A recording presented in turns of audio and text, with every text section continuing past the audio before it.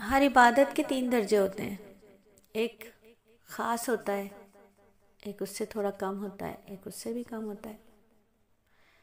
اب کیسے ہوتا ہے دیکھیے، ایک عورت ہے وہ اپنے تمام وقت میں سے بہترین وقت نکالتی ہے جو کہ تہجد کا وقت ہے، تنہائی کا وقت ہے. وہ اللہ کے ساتھ بات کرتی ہے، اللہ کی ریاضت کرتی ہے، ٹھیک ہے، جبکہ ساری دنیا سو رہی ہے لیکن وہ نیند نہیں کر رہی، اٹھ کے اللہ کی عبادت کر رہی ہے، اللہ سے بات کر رہی ہے.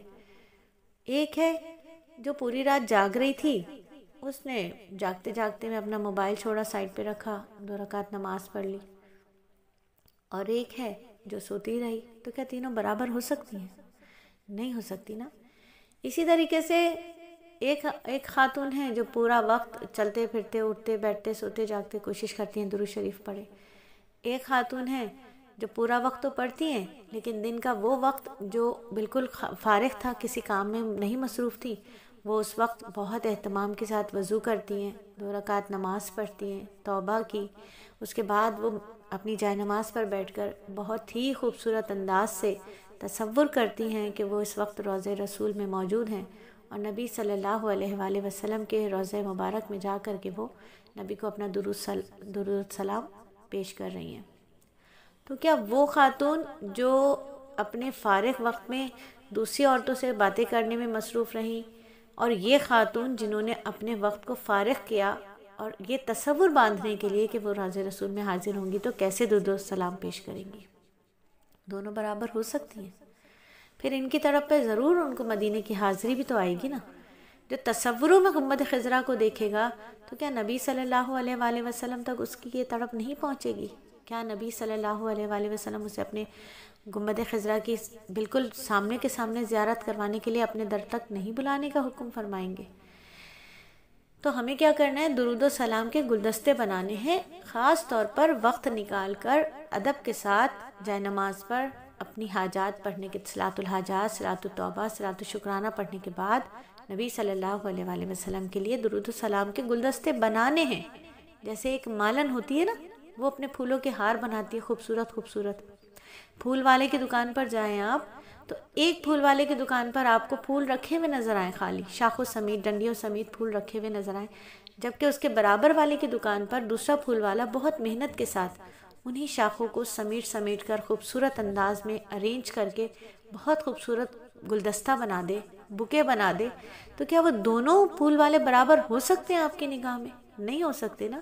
اسی طرح ایک عورت تو ایسے ہی درود و سلام بھیج رہی ہے اور ایک خاص طور پر چن کر درود و سلام کا گلدستہ بنا رہی ہے.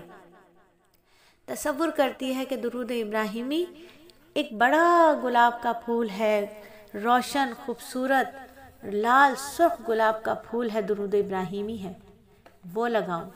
اس کے بعد چھوٹے درود و سلام کے چھوٹے چھوٹے پھول ٹیولپ کی طرح، موتی کی طرح سجاؤں، تو کتنا خوبصورت گلدستہ بنے.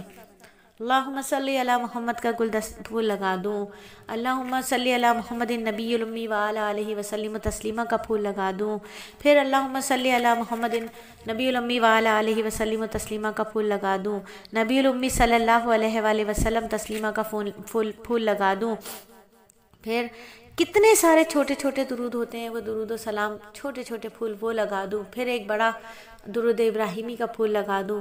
10 میرے درود ابراہیمی کے پھول ہوں تو 50 میرے چھوٹے چھوٹے درود کے پھول ہوں. کتنا حسین وہ تصور میں گلدستہ بنے، کتنا حسین وہ تصور میں گلدستہ بنے.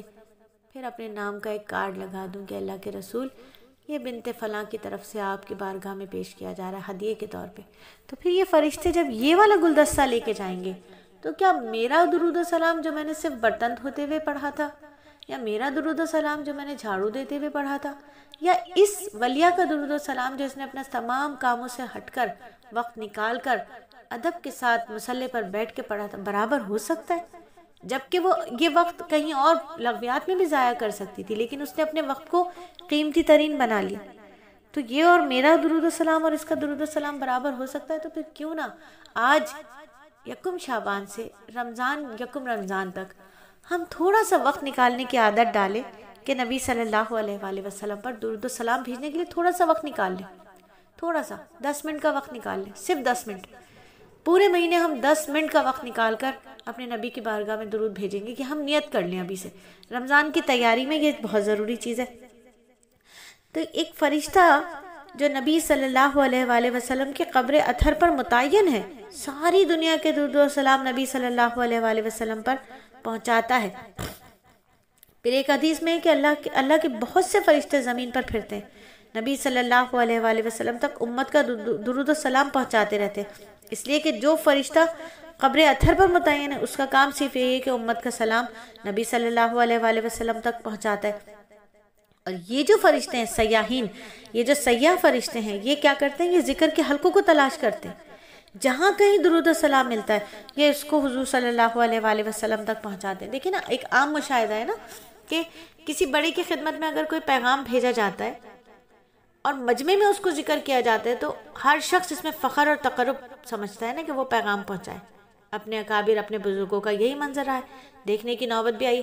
یعنی سید الکونین، فخر المرسل نبی صلی اللہ علیہ وآلہ وسلم کی پاک بارگاہ کا تو پوچھنے کیا ہے. اس کے لیے جتنے بھی فرشتے سلام پہنچائیں کم ہے. تو ہر فرشتہ چاہتا ہے کہ وہ سیاح فرشتہ ہے، وہ یہاں دیکھے کہ کس بارگاہ میں کس ذکر کے حلقے میں نبی صلی اللہ علیہ وآلہ وسلم پر درود بھیجا جا رہا ہے، تنہائی میں کون خاتون بیٹھی درود پڑھ رہی ہیں، ادب کے ساتھ کون پڑھ رہی، اور وہ سارا کا سارا درود لے کر ہر فرشتہ نبی کی بارگاہ تک پہنچتا ہے اور یہ دیتا ہے نبی صلی اللہ علیہ وآلہ وسلم کو نام کے ساتھ.